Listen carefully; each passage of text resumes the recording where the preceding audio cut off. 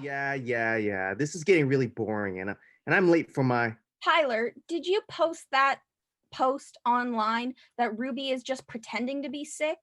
Did you call Ruby some bad names? what?